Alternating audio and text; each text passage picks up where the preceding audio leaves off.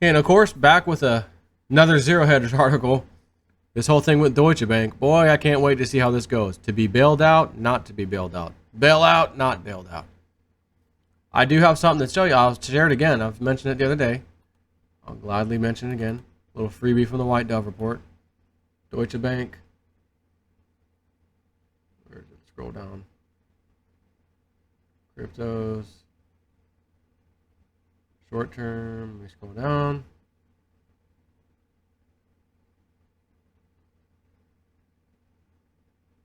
Tesla, SpaceX. What else we got? Oh yeah, and off for all the Iraqi dinar nonsense. We're gonna get rich. The Zimbabwe. No. Michelle White Dove says no. The Iraqi dinar itself is not a scam, but anyone trying to get you to invest is likely involved in a scam. There are many people who want to know if the Iraqi dinar will be worth something someday based on revaluing or increasing the value for this some reason. I feel for the people who hoped to get rich on a revaluing of this. It will be worthless. That was in her report. Deutsche Bank. I predict that Deutsche Bank is going under, and they will let go more and more employees.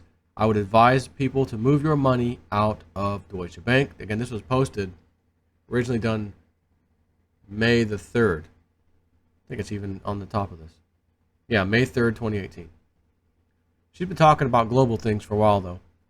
On her blog and things like that. There's a lot more into that report. Of course, there's a bunch of cryptocurrency stuff in there and some other stuff. If you don't have it and you want it, it's at cryptosclass.com. It's $99. $99? Are you out of your mind? Here we go. Back to Deutsche Bank in Zero Hedge. Does Deutsche Bank's, or did, I think is what it should have said, Deutsche Bank's junk bond fire sale just end the party? Deutsche Bank likes to party all the time, party all the time, party all the time. On other people's money that, they got for bailout. Less than a month ago, Moody's warned that the prolonged environment of low growth and low interest rates has been a catalyst for striking changes in non-financial corporate credit quality, and adds that the record number of highly leveraged companies has set the stage for a particularly large wave of defaults when the next period of broad economic stress eventually arrives. Whoa. What's this, the next time it arrives thing? We had a little problem in 08 and 09, and that was it. It's been clear sailing ever since. There'll be nothing bad coming ever again. Right? I mean, wasn't it, what's her name? Federal Reserve Chair, what's her name? Janet Yellen. Wasn't she, well, when she was there, a while ago, saying that I don't know if we'll ever have a market downturn again? What was she hinting at? That those be infinite bailouts and infinite stock buybacks from the federal government, basically. This was followed by an ominous warning from Bill Duro, the former head of restructuring at Jefferies and the current co-head of recap and restructuring at Moelis.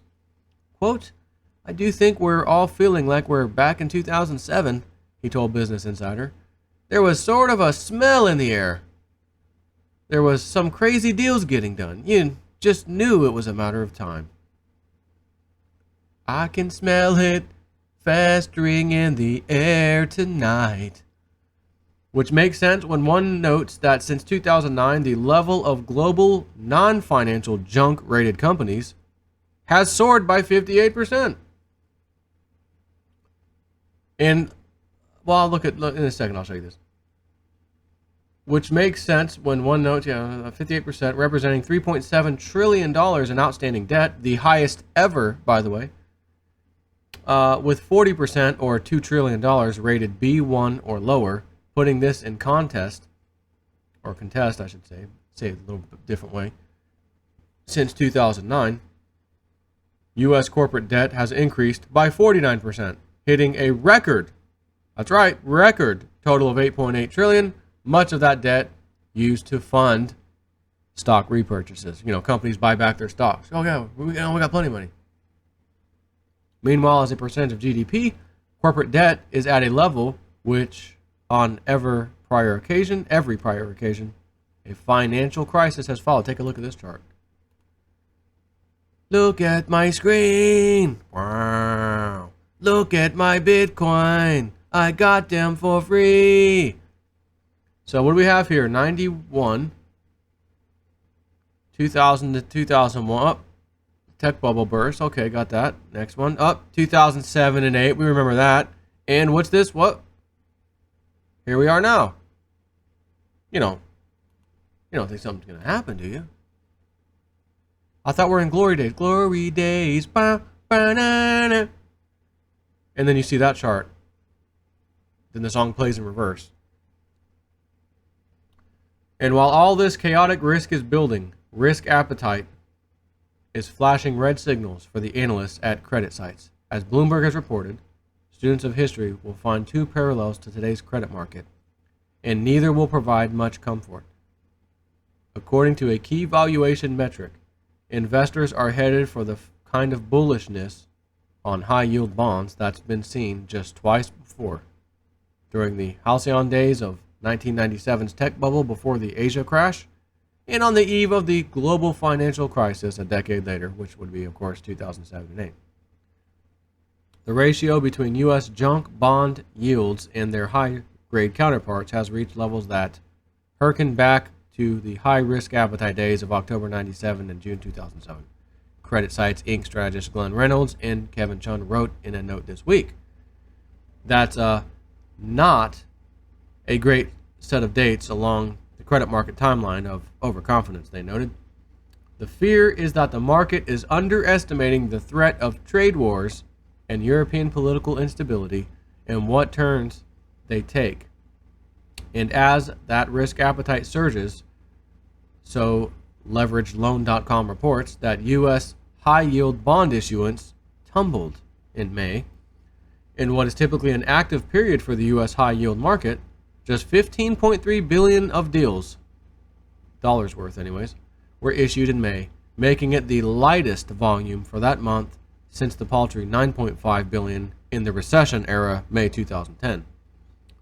And finally, adding one more straw to the irrepressible credit bid camel's back is news that Bloomberg reports Deutsche Bank is seeking to sell its portfolio of non-investment grade energy loans worth about $3 billion, according to people with knowledge of the matter. Trust me, the banks are effing experts at bundling complete trash, worthless things and selling them for a premium. The potential fire sale comes as Deutsche Bank's short-dated CDS, counterparty risk, is soaring. Again, credit default swap, CDS. And comes as European high-yield energy debt is weakening notably, and U.S. high-yield energy is as good as it gets. Bloomberg reports that Deutsche Bank is planning to sell the loan book as a whole and has marketed it to North American and European peers, said one of the people. Listen, I got an idea. Scratch the North American part out. Even our Canadian buddies in Mexico. We keep it over there in Europe. Keep it. It's kind of like it's both of ours. We'll just keep it over at your place. The portfolio is expected to sell for par value, said the people who asked not to be identified. Because they weren't authorized to speak publicly. Yeah, good luck with that. The bank's energy business is expected to wrap up on June 30th. One of the people said, the bank has been an active lender in the energy space in the past year, participating in the financing of companies including Peabody Energy Corp. And Coronado Australian Holdings, Pty, according to data compiled by Bloomberg. So to summarize, Moody's is warning that when the economy weakens, we will see an avalanche of defaults like we've never seen before. Corporate debt to GDP and investor risk appetite is reminding a lot of veterans of previous credit peaks, and now the most desperate bank in the world is offering its whole junk energy debt book in a fire sale just as high yield issuance starts to slump. All of which raises more than a single hair on the back of our previous lives in credit necks and reminds us of this. Thank you all for coming in a little early this morning. I know yesterday it was pretty bad, and I wish I could say that today is going to be less so, but that isn't going to be the case. Now I'm supposed to read this statement to you all here, but why don't you just read it on your own time, and I'll just tell you what the F is going on here. I've been here all night, meeting with the executive committee, and the decision has been made to unwind a considerable position of the firm's holdings in several key asset classes. The crux of it is, in the firm's thinking, the party's over as of this morning. For those of you who've never been through this before, this is what the beginning of a fire sale looks like. Sam Rogers of Margin Call. There's going to be considerable turmoil in the markets for the foreseeable future, and they believe it is better that this turmoil begin with us. Well, I can tell you, this is stuff that I've been following for a long time. I was around during the 2007 and 8 crisis. I didn't know what to look for. I didn't know any of that stuff. Precious metals. I got to get into precious metals. Rode those up, and then the damn things crashed. Why? Freaking manipulation. JP Morgan. An effing bank. That's all right. Got me some food storage. Got me some things to prepare. Still sitting on my silver. Because I still believe one day silver's going to go. So I don't want to part with that. I really don't. But the stock markets, all these companies, again, where do you suppose people are going to put their money when this stuff starts going down? Can't put it there. Oh, no, that's scary. Can't put it there. Oh, that's scary. Hey, cryptos. Hey, Bill, you still messing with those cryptos? Yeah, man. How long have you been doing that for? A couple of years now. Ups and downs still? Yeah, oh, yeah. But you're still way up? Oh, hell yeah. Okay. Can you help me? I gotta get out of this market. This is making me real nervous. Can you help me get set up? Absolutely. How about dinner tomorrow night? We'll come to my house. We'll have some dinner. All right. And then those conversations are going to go across the planet. But guess what? There's only so many cryptocurrencies. They can't just print them out of control. There's only so many. And you and I got them. So be patient and wait your turn to sell to the desperate people who want them when the price is way too high. They'll beg you for them. Give it to them. Take care.